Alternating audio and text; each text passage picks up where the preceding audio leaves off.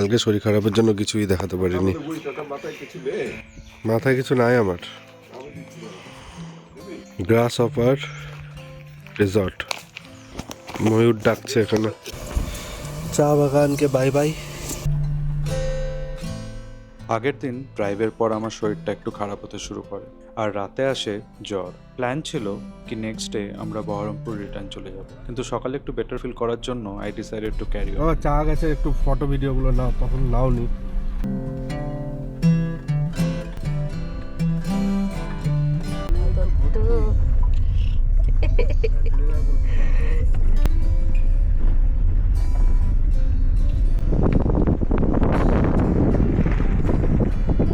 আমাদের প্ল্যান ছিল খুব সিম্পল, লাটাগুড়ি থেকে শুরু করে সেবক হয়ে ডেলো পার্ক অব্দি যাওয়া, পথেই সাইট সিং আর ধীরে ধীরে পাহাড়ে ওঠা। ডিস্টেন্স ওয়াইজ কম ছিল, কিন্তু এই ড্রাইভের অভিজ্ঞতা ছিল কিছুটা আলাদা। তার কারণ এটি আমার প্রথম পুরো ফ্যামিলি নিয়ে পাহাড়ে ড্রাইভ করা।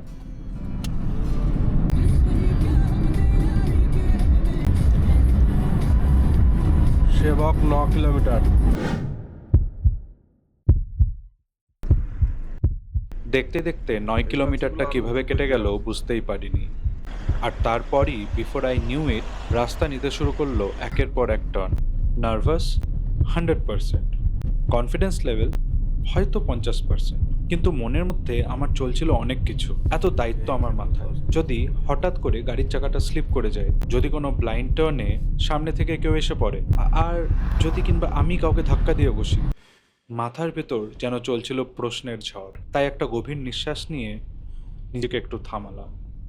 মনে পড়লো আমার ড্রাইভিং টিচার আমাকে কি কথা বলেছিল, driving is all about 10% luck আর 90% প্রেজেন্স অফ মাইন্ড। পাহাড়ে গাড়ি চালাতে গেলে ভাবনার জগতে হারিয়ে গেলে চলবে না, তাই কথা কম কাজ বেশি। আমার চারিদিকে লাগানো ক্যামেরাগুলো তাদের মতো রেকর্ড করতে থাকে, আর আমি আমার মতো করে রাস্তা কভার করতে থাকি, inch by inch, turn after turn. তুই দেখ সামনে থাকা। কি সুন্দর।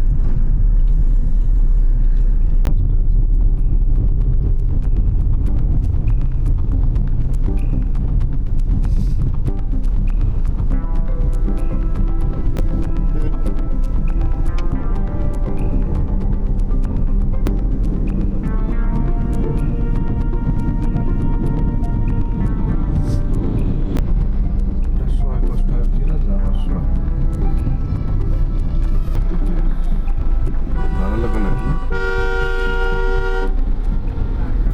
Welcome to Kalimpong.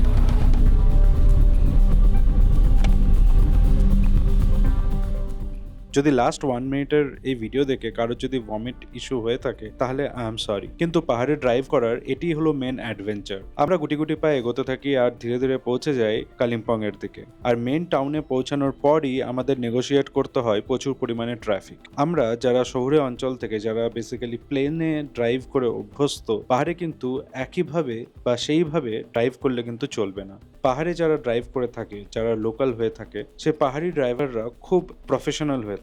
Professional in the sense that তাদের মধ্যে লেন ডিসিপ্লিনটা ভরে ভরে থাকে, আর এটার একটা শেখার বিষয়। তার কারণ হলো আমরা যারা সমতল অঞ্চলে থেকে থাকি তারা লেন ডিসিপ্লিন এই কারণেই মানি না, কারণ আমাদের রাস্তা হচ্ছে ফ্ল্যাট, আমরা যেখান সেখান দিয়ে গাড়ি বার করতে অভ্যস্ত। কিন্তু পাহাড়ে সেই সেম ড্রাইভিং যদি কেউ করে থাকে তাহলে 1 নম্বর নিজের বিপদ নিজে দেখে আনা হচ্ছে, আর 2 নম্বর আরও ড্রাইভার আছেন on the road at that point of time, তারাও কিন্তু একটু অসুবিধায় পড়ে। তাই পাহাড়ে গাড়ি নিয়ে আসলে এটি সবসময় মাথায় রাখতে হবে কি you are the outsider and you should obey the local traffic rules. যাই হোক, বেশি জ্ঞান না দিয়ে যেটা বলার ছিল, আমরা ধীরে ধীরে ট্রাফিক নেগোশিয়েট করতে করতে পৌঁছে যাই প্রায় ডেলো পার্কের কাছাকাছি একটি জায়গাতে।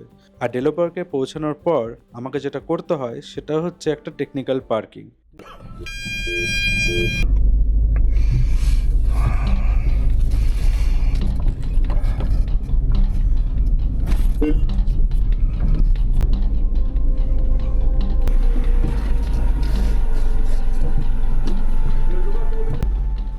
ব্যাপারটা ছিল আমাকে এই ইনক্লাইনে রিভার্স নিয়ে একটা সর্ট অফ প্যারালাল পার্কিং করতে হবে। তাই যত টেকনিক্যাল আন্ডারস্ট্যান্ডিং আমার ছিল এই পর্যন্ত, সেই সব আন্ডারস্ট্যান্ডিং দিয়ে আমাকে এই চ্যালেঞ্জটি কমপ্লিট করতে হয়।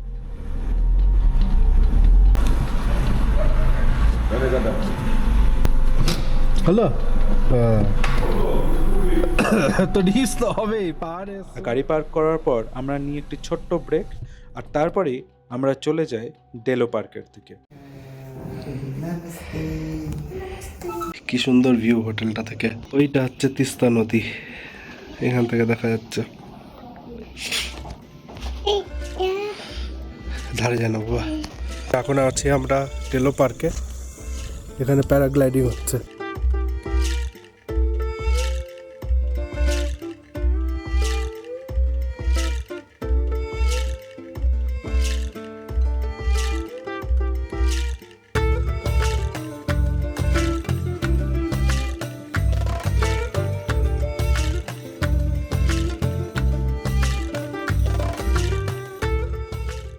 এই ড্রাইভের মেন উদ্দেশ্য ছিল পাহাড়ে প্রথমবার ড্রাইভ করা। আমি ডেলো পার্কে এর আগেও অনেকবার এসেছি, তাই সেটি মেন অ্যাট্রাকশন ছিল না। যাই হোক, যেটি মেন উদ্দেশ্য ছিল সেটি 100% কমপ্লিট হয়েছিল। তাই নেক্সট ডে আমরা আর কোনো সাইট সিন করিনি, আর তার সাথে শরীরটাও একটু খারাপ থাকার কারণে আমরা ডিসাইড করি কি এবার আমরা বহরমপুরের দিকে রওনা দেব। কালিম্পং আর কার্শিয়াং এরিয়ায় প্রচুর দেখার মতো জায়গা আছে, আর স্বাভাবিকভাবেই একটা ভিডিওতে বা একটা ড্রাইভে সেটা কভার করা কোনোদিনই সম্ভব না। আর আমি মনে করি কিছু জিনিস পরের বারের জন্য রেখে দেওয়াটাও বেটার, সেটাই একটা বাহানা থাকবে আবার এই একই জায়গায় ড্রাইভ করতে আসা।